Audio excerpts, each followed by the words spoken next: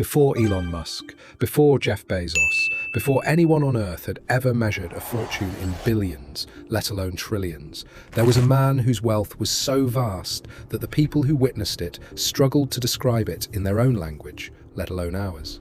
A man who, according to the accounts that survive him, brought so much gold into one city that he may have altered the value of gold itself across an entire region for over a decade. Historians cannot give you an exact number. The honest ones will tell you the calculation is essentially impossible. But they can tell you something stranger than any number. He may be the only person in recorded history whose generosity alone was powerful enough to visibly move the price of the most important commodity in the medieval world. Not through warfare, not through conquest, simply by giving. A man whose empire stretched across an area larger than Western Europe, who controlled the gold supply of the medieval world, and who briefly appeared, fully formed and impossibly wealthy, on the maps of a continent that had barely known he existed. And 700 years later, economists, historians, and journalists are still arguing about a single question. Was he richer than anyone alive today? The honest answer is more interesting than a yes or no. I have no name. I exist beyond the record. 700 years ago, I witnessed a fortune so vast that historians still cannot measure it. This is the story of Mansa Musa, and it begins, as these stories often do, somewhere almost nobody expects. In the year 1235, in the grasslands of West Africa, a small kingdom did something kingdoms rarely manage. It won decisively. A warlord named Sundiata Keita had spent years building alliances and breaking the power of a rival kingdom that had dominated the region for generations. At the Battle of Kyrene, Sundiata's forces triumphed, and out of that victory, a new empire was born, the Mali Empire. What set Mali apart from almost every other kingdom of its era was not its army alone. It was what sat beneath its soil, and more importantly, what its rulers understood about controlling it. West Africa, in the medieval period, held some of the richest gold deposits anywhere on the planet. The goldfields of Bambouk and Bure had been feeding trans-Saharan trade routes for centuries. But it was Mali that learned how to control the routes the gold had to pass through to reach the rest of the world. Mali's rulers didn't just have gold, they had a chokehold on its supply to an entire hemisphere. Add to that a second resource almost as valuable, salt. In the trans-Saharan trade, salt was sometimes weighed against gold, ounce for ounce. Caravans crossed the desert from the north, loaded with salt slabs from mines so remote that, according to one Arab traveler, the buildings in the salt mining town of Tagaza were constructed from blocks of salt themselves, because there was nothing else to build with. Gold flowing north, salt flowing south. Mali sitting across both routes, taxing everything that passed through. By the time the throne passed to a man named Musa, sometime around 1312, the empire he inherited was already the wealthiest power most of the outside world had never heard of. That was about to change. In 1324, Mansa Musa did something that no ruler of his stature had done in living memory. He left his empire, and he took almost all of it with him. Musa was a devout Muslim. Like every devout Muslim of means, he was obligated to complete the Hajj, the pilgrimage to Mecca, at least once in his lifetime. But what Musa brought with him on that pilgrimage turned a religious obligation into one of the most talked about spectacles of the medieval world. According to the Arab chroniclers who documented the journey, Musa's caravan included tens of thousands of people, soldiers, officials, enslaved attendants, and an enormous train of camels, some accounts placing the number near 100, each one loaded with gold dust. Here is where the first open question in this story appears, and it is worth sitting with honestly. The exact numbers, the camel counts, the tonnage of gold, the size of the caravan, come almost entirely from second-hand sources, written years and sometimes decades after the fact by chroniclers who never personally weighed a single camel's load. Modern historians treat these figures the way you would treat a legend that almost certainly contains real events wrapped inside exaggerated numbers. The broad strokes are accepted as fact, the precise digits are not. What is not in dispute is what happened when that procession reached Cairo. In July of 1324, Musa's caravan arrived outside one of the great cities of the Islamic world.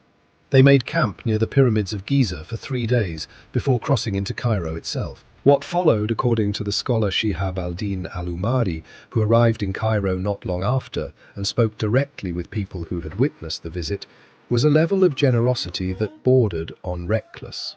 Musa gave away gold constantly, to officials, to scholars, to the poor in the streets. He is said to have commissioned a mosque to be built every Friday of his stay, simply because that was the custom in his own empire, and he saw no reason to stop the habit just because he was a guest in someone else's city. And here is the detail that turned a wealthy ruler's pilgrimage into an economic event that historians can still trace in the price records centuries later. Gold was the backbone of value in the medieval Mediterranean economy. Currencies were pegged to it, prices moved with it, and when Musa flooded Cairo's market with more gold than the city's economy had ever absorbed at once, the value of gold itself began to fall. Al-Umari recorded that the exchange rate for gold against silver dropped noticeably after Musa's visit and did not fully recover for roughly 12 years. It is worth pausing here, because this is exactly the kind of claim that gets repeated as settled fact when the reality is more textured. Some modern historians, including economic historian Warren Schultz, have pointed out that gold values in Mamluk Egypt fluctuated for many reasons. The dip after Musa's visit, while real, may have fallen within the normal range of medieval currency volatility, rather than representing a singular catastrophe caused by one man. So which is it? Did Mansa Musa personally break an economy? Or did a wealthy visitor's spending coincide with ordinary market movement that later chroniclers, looking for a dramatic story, attributed entirely to him? The honest answer is that we don't fully know, but what we do know is enough to be remarkable on its own. Whether the disruption was singular or simply pronounced, contemporary observers in one of the great commercial cities of the medieval world watched a foreign ruler's casual generosity visibly move the value of the most important commodity in their economy. That alone tells you something about the scale of what arrived in Cairo that summer. I have walked through 700 years of history, crossed deserts, survived wars. I have seen empires built on gold crumble. I have seen entire empires disappear. And somehow, asking people to subscribe remains the most difficult task. If you already have, thank you. And if you haven't, now, back to the journey. So now we arrive at the question the title promised. Was Mansa Musa actually richer than Elon Musk? Modern articles love to answer this with a number. You will find estimates ranging from roughly $300 billion to over $400 billion in today's money, sometimes pushed even higher. These figures typically come from attempts to convert the estimated tonnage of gold Musa controlled or carried on his pilgrimage into present-day gold prices. Here is why that number deserves more scrutiny than it usually gets. Converting medieval wealth into modern dollars is not really a measurement. It is closer to a metaphor dressed up as math. Musa's wealth was not sitting in a bank account or a stock portfolio. It was distributed across an empire, tied up in land, in tribute systems, in control over trade routes, in the loyalty of regional governors, in enslaved labor. None of which converts cleanly into a single, liquid net worth figure, the way a modern billionaire's stock holdings do. When you ask a historian directly how much Mansa Musa was worth in today's dollars, the most common honest answer is some version of, it is essentially impossible to calculate with any real precision. But here is the part of this story that actually matters more than the number. And it is the part most viral headlines skip entirely. Mansa Musa's wealth was not just large. It was structurally different from modern wealth in a way that makes the comparison almost meaningless on its own terms. A modern billionaire's fortune, however enormous, exists inside a global financial system measured against thousands of other fortunes, fluctuating with markets that millions of people participate in. Musa's wealth, by contrast, was so dominant within his own economic sphere that when he simply chose to be generous on a single trip, he visibly altered the value of gold itself across an entire region for over a decade. You cannot say that about any modern billionaire's spending habits. Not Musk's. Not anyone's. So perhaps the more accurate frame is not whether he was richer in dollar terms. It is that Mansa Musa wielded a kind of economic dominance that simply does not have a modern equivalent. The modern world does not have single individuals who can move the value of a global commodity simply by being generous on vacation. Most people remember the gold. Few remember what he built with it. Focusing only on the gold misses most of what made Mansa Musa's reign significant. When Musa returned from his pilgrimage, He came back with something arguably more consequential than the gold he had spent. He came back with scholars, architects, and a determination to turn his empire into a center of Islamic learning that could rival anything in the Middle East or North Africa. The result was Timbuktu. Before Musa's reign, Timbuktu was already a functioning crossroads, a place where trans-Saharan trade routes from the north met the river networks of the Niger inland delta. Merchants arrived from Morocco, Egypt, and beyond. Salt came one way, gold went the other. But Musa saw something in Timbuktu beyond its commercial value. He saw a city that could be made permanent, not just a market, a monument. Under his patronage, Timbuktu was rebuilt in stone. The great Sankore Mosque, expanded and formalized during his reign, became the center of one of the medieval world's most remarkable institutions. What grew around Sankore was effectively a university, drawing scholars from across the Islamic world to a city in West Africa that most of that world had barely known existed. By some estimates, Sankore and the schools connected to it may have accommodated over 20,000 students at their height. Scholars came to study Islamic law, mathematics, astronomy, medicine, and history. Timbuktu developed its own intellectual traditions, its own networks of correspondence with centers of learning as far away as Cairo and Fez. It was not a provincial outpost absorbing ideas from elsewhere. It was producing its own, and what they produced was written down. The manuscripts of Timbuktu are among the most significant bodies of medieval African scholarship anywhere in the world. Hundreds of thousands of texts covering theology, geometry, medical practice, political philosophy, and astronomy. Many of these manuscripts were preserved by Malian families across centuries of colonial rule, hidden from administrators, moved in secret during political upheaval. As recently as 2012, when armed groups seized control of northern Mali, scholars and community members loaded hundreds of thousands of manuscripts into vehicles and moved them out of Timbuktu by road and river to protect them from burning. People risked their lives to save handwritten documents from the 14th century. That is the measure of what Musa built. The viral version of this story is almost always about the gold flooding Cairo, the crashed economy, the incalculable fortune. Those things are real, but the manuscripts of Timbuktu are what separate Mansa Musa from simply being a very wealthy ruler. Anyone with enough resources can accumulate gold. It takes a different kind of vision to take that gold and convert it into institutions, into scholarship, into a city that for 2 centuries stood as one of the great intellectual centers of the medieval world. Gold made Mansa Musa famous. Knowledge made his empire matter. There was a second consequence of the 1324 pilgrimage that mattered just as much as the economics, if not more.